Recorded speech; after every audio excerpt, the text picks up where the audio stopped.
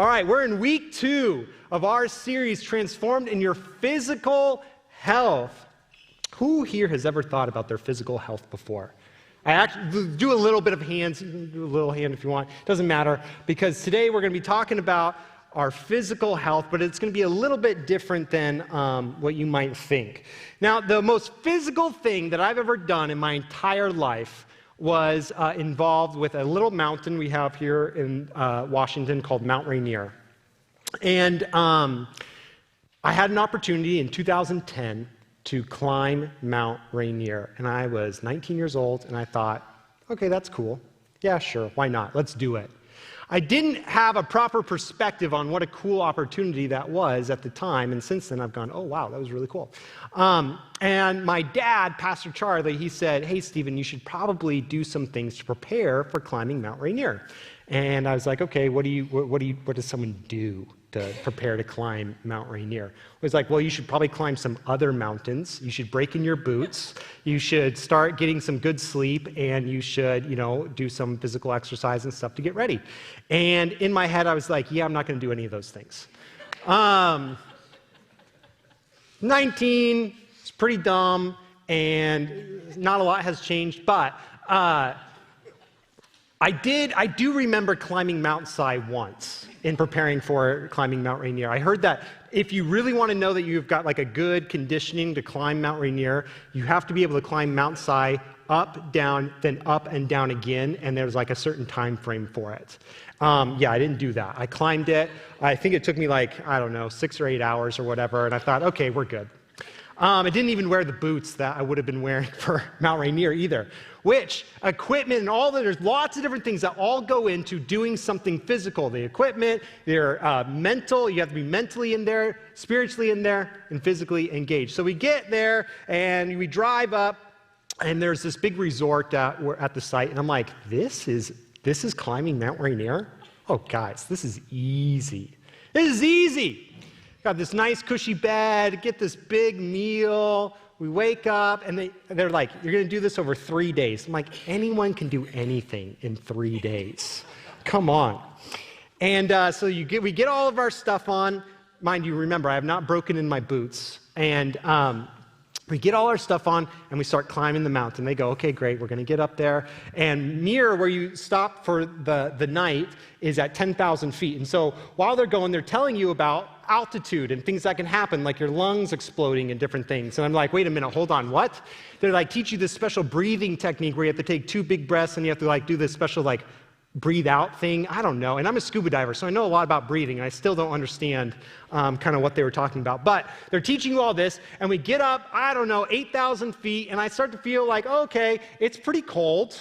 Wasn't really prepared for cold. Because it's summertime, it's like June, and so, it's kind of weird. You're like, wait a minute, this is really cold. And they said, okay, now what we're going to do is we're going to teach you how to fall. How to fall? They're like, yeah, there are these crevasses that go down to the center of the earth, and if you go down, if we can't save you, we just cut the rope, and that's it. I'm like, what? What are you talking about? This is all of a sudden changing a lot from what I thought I was getting myself into. I was like, there's no ropes when we're climbing Mount Si or anything like that. So they teach you how to fall. You have to yell falling. You have to do the special kicking thing. You've got this ice axe, and you're digging in the snow. And you do that for several hours. Everyone's got to do it. And they're like, okay, now we're going back down. I'm like, what do you mean we're going back down? I can see the camp right over there. They're like, no. We go back down. We get a good night's sleep. And then we do the full hike, the full climb up the mountain in 2 days starting tomorrow. I went, I just lost a whole day, and I've already climbed and fallen and done all this work, and I'm kind of tired, and I have to retrace my steps coming back up. Way different than what I thought I was getting myself into. So we go back down the mountain, and now is the part where I'm starting to get a little frazzled and mad. When your attitude starts to go, things that you commit to can fly out the window. But I get a good night's sleep. It wasn't that good, actually. I slept and wake up the next day, put all the stuff on. I'm tired, and we're climbing up the mountain.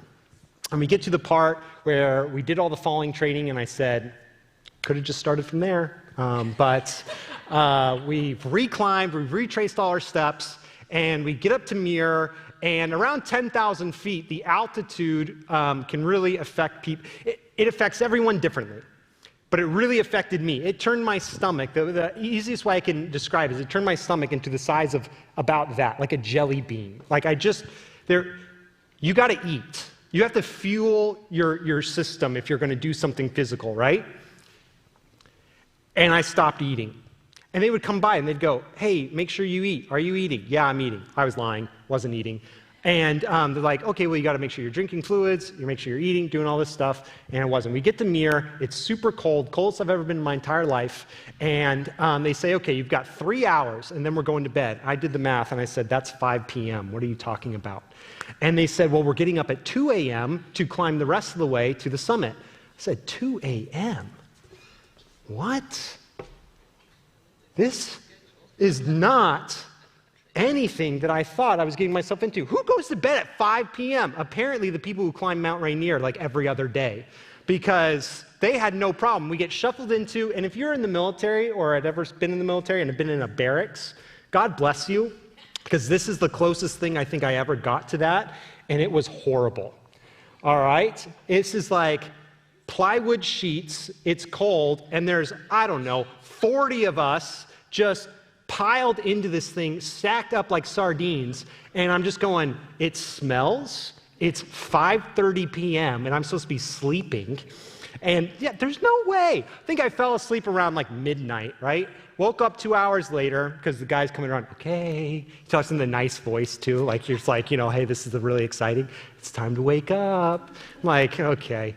And I go to find my boots, and I had forgotten that I left my boots in a really bad spot. It was kind of near the door where I thought was going to be good, but because it was, freezing or below freezing, my boots were frozen. And I was like, well, this isn't good. And you have to put these spikes on your boots for the second half when you go up from Mir to the rest of the summit, because there's like, I don't know, you got to do it so you don't die. Apparently, that's the gist of it. There are things that you got to do so you don't die, right? And so you put these spikes on your boots, and you got to climb up this part of the mountain, and then you go across these ladders, because there's the crevasse that they said that if you fall, you know, we're just going to cut the wire for you, and you're going to go down, and you're tied into everyone, and it's 2:30 in the morning, and the coldest you've ever been in your entire life, and I haven't been eating, and I didn't sleep, and at some point my brain started to go, I really don't want to be here. And once that happens, it's really easy to make a lot of circumstances work in your favor to not be in whatever situation that you want to be. After a while, we get to a point called the cleaver, which is my hell on earth, is the cleaver. It turns from ice to like this, I don't even know, gravel, basically. It's just like broken rock. And you have these spikes on your feet that you've got to like pick up and put down. So every step is like this far. And you're just falling as you're doing it, and turned over, and they're like, hey, make sure you eat. And I'm like, yeah, shut up, okay? It's not happening. And finally, I told them, I'm done. And they go, okay, can you eat something? I said, no. Don't ask me to eat anything. They're like, okay, but it's only like 800 more feet. I'm like, you're a liar. There's no way it's only 800 more feet.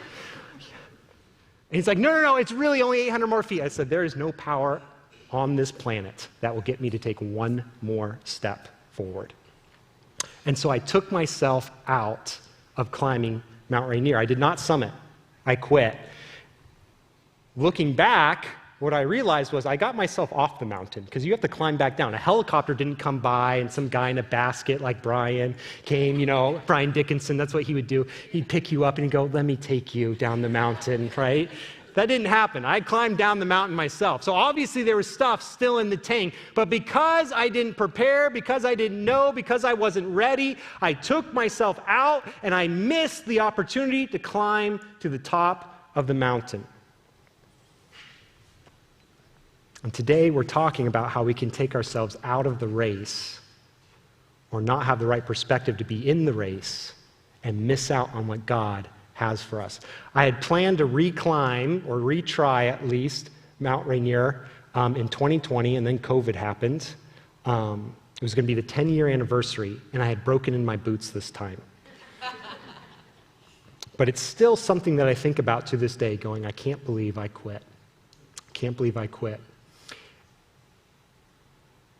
The staff here, the pastors, we all love you guys. We love this community. We think about you all the time. We pray for you. And I don't want anyone to ever experience the feeling that I can look back on with something that God has called you to do.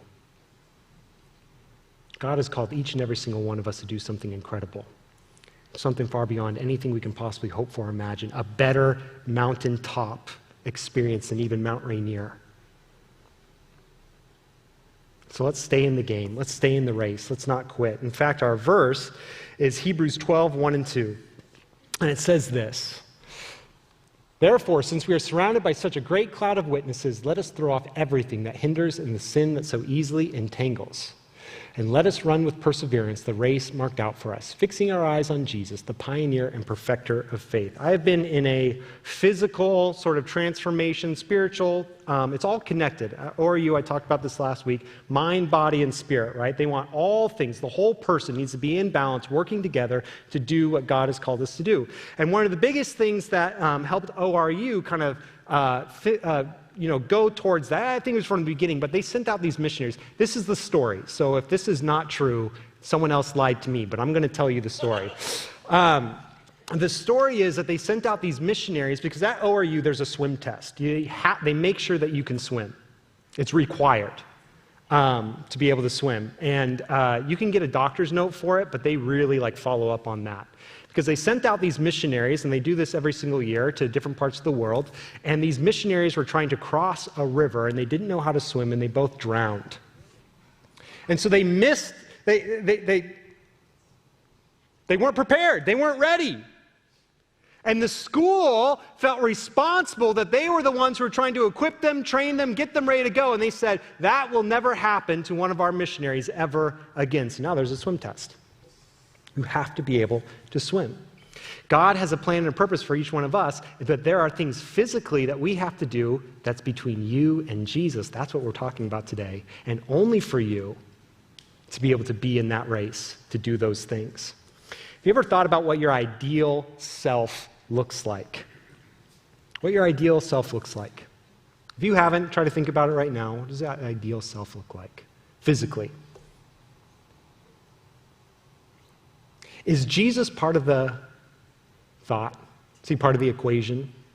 If you think about yourself physically, what you want that to look like at this stage in your life right now, if Jesus isn't part of the equation, you need to get him part of the equation. You see, we serve an infinite God. It doesn't matter if you're first starting out or if you've been on the race for a long time. We serve a God that is eternal. How cool is that, you guys? There's this show, it's done now, it's called The Good Place. I think it's on Netflix, and it's about these people who go to the afterlife or whatever, and they're in the good place. And I'm going to go through it really fast. I don't recommend the show, but it's a good illustration for this. Eventually, they've been in the good place for, I think they count time there in Jeremy Bearimy, which is just really weird. But it was like, if you Google it, they actually figured out how many years it was. It was 111,000 years. So after 111,000 years, these characters were in this place, and then they said, we're done. There's nothing more that we can do. There's nothing more that we can experience. There's nothing more that we can change. We've done it all. We've experienced it all. And all of creation, all the universe, everything. It took us 111,000 years, and now we're done. They said, well, if you're done, you can walk through this door and kind of just stop being. They're like, that sounds good, because there's nothing else to do. That's not heaven. God is eternal, which means it doesn't matter if you've been in the race for 1,000 years or a day. An infinite God, there's always something new for us to be learning, something for us to be growing in, something for us to be doing. He is always molding. He is always working. He is always doing stuff. There is never going to be an end. The Pharisees thought that they had arrived at a certain place, and when Jesus came and showed them that maybe they weren't as great as they thought they were, they murdered him. So my encouragement to you is that if you think, oh, I'm good, talk to Jesus. Because maybe, just maybe, there's an area of your life, physically, that you can still be working on for his kingdom and glory.